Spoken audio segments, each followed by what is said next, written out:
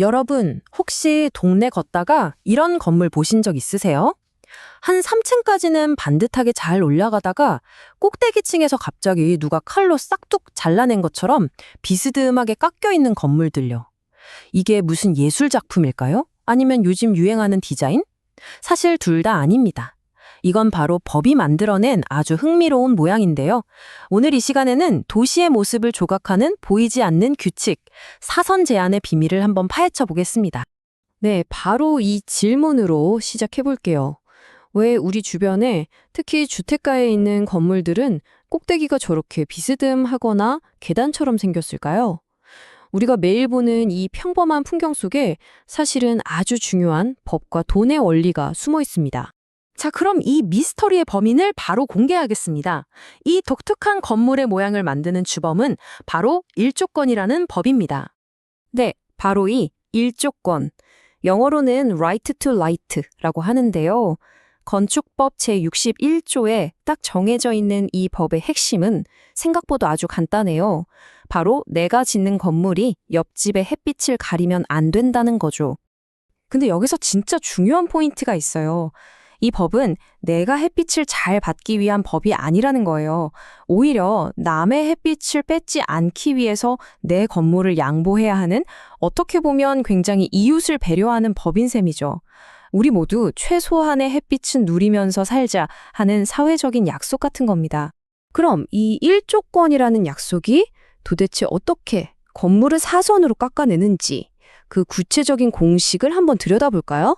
계산을 시작하기 전에 제일 중요한 원칙이 하나 있어요. 바로 방향입니다. 여러분, 해는 남쪽에서 뜨고 그림자는 자연스럽게 북쪽으로 생기잖아요. 그래서 법은 내 건물의 북쪽에 있는 이웃을 보호하도록 만들어졌어요.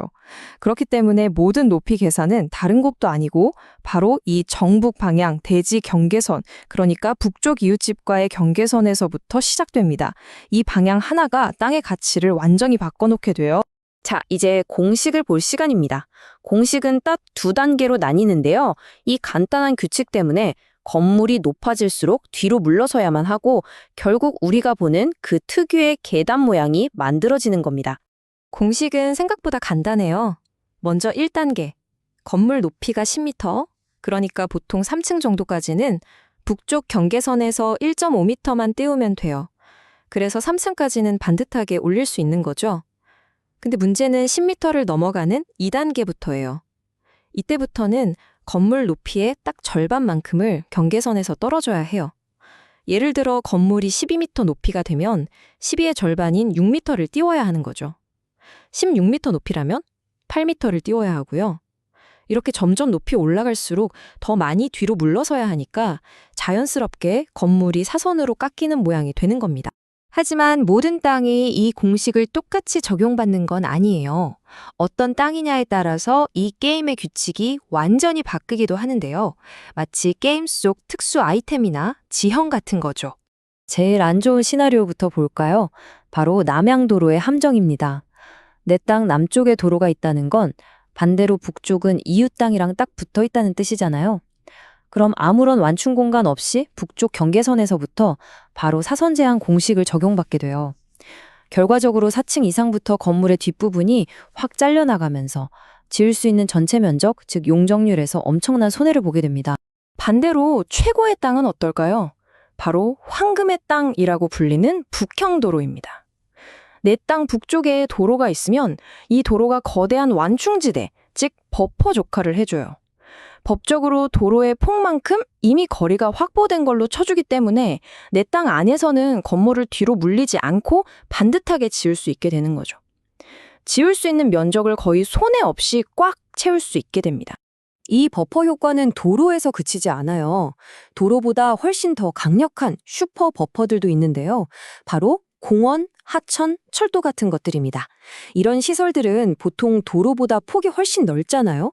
그래서 내 땅 북쪽에 이런 게 있다면 사실상 사선 제한 걱정 없이 건물을 지을 수 있게 되는 거죠.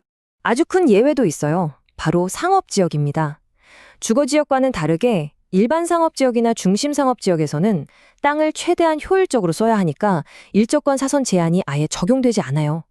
여기 왼쪽 주거지역 건물이랑 오른쪽 상업지역 건물 모양 차이 확 보이시죠? 이게 바로 도심의 고층 빌딩들이 빽빽하게 들어설 수 있는 이유입니다. 자, 그런데 여기서 진짜 재미있는 반전이 하나 있습니다. 신도시나 택지개발지구처럼 계획적으로 만들어지는 동네에서는요, 우리가 지금까지 알던 모든 규칙이 180도 뒤집힐 수 있다는 사실 알고 계셨나요? 이런 곳에서는 단지 전체의 햇빛을 좋게 하려고 규제 기준을 북쪽이 아니라 남쪽에서 시작할 수가 있어요. 그렇게 되면 어떻게 될까요? 네, 맞습니다. 최악의 함정이었던 남양도로가 순식간에 최고의 황금 땅으로 변신하게 되는 거죠. 자, 지금까지 내용을 정리한 투자자를 위한 치트키입니다. 구도심 같은 일반 주거지역에서는 북향 도로가 최고예요. 하지만 신도시나 택지지구에서는 남쪽 방향 규제일 가능성이 높으니까 남향 도로를 찾아야겠죠. 상업지역은 방향 상관없고요. 공원이나 하천에 붙어있는 땅은 그야말로 다이아몬드라고 할 수 있겠습니다. 이렇게 땅의 가치를 들었다 놨다 하는 복잡한 규칙들을 살펴봤는데요. 이 모든 계산과 법규의 가장 깊은 곳에는 사실 아주 단순하고 따뜻한 생각이 자리하고 있습니다.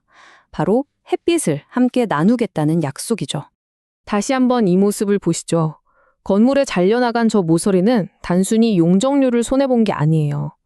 저건 이웃에게 빛을 건네주기 위해 일부러 만들어준 길이고 우리 도시가 태양을 어떻게 공유하기로 약속했는지를 보여주는 아름다운 그림 같은 겁니다. 오늘의 결론입니다. 건물에 잘려나간 모서리는 이웃에게 선물한 햇빛의 통로입니다. 이제부터 동네의 삐딱한 건물들을 보면 그 속에 담긴 배려의 의미를 떠올리게 되실 거예요. 그런데 말입니다. 하늘의 법인 1조건을 다 지키고 완벽한 북향 도로까지 찾았다고 해서 끝이 아닙니다. 도로가 좁다는 이유만으로 내 땅의 일부를 내놓아야만 건축 허가를 받을 수 있는 또 다른 보이지 않는 선이 존재하는데요. 다음 분석에서는 땅 위에 그어진 보이지 않는 공포, 건축선의 비밀을 파헤쳐보겠습니다.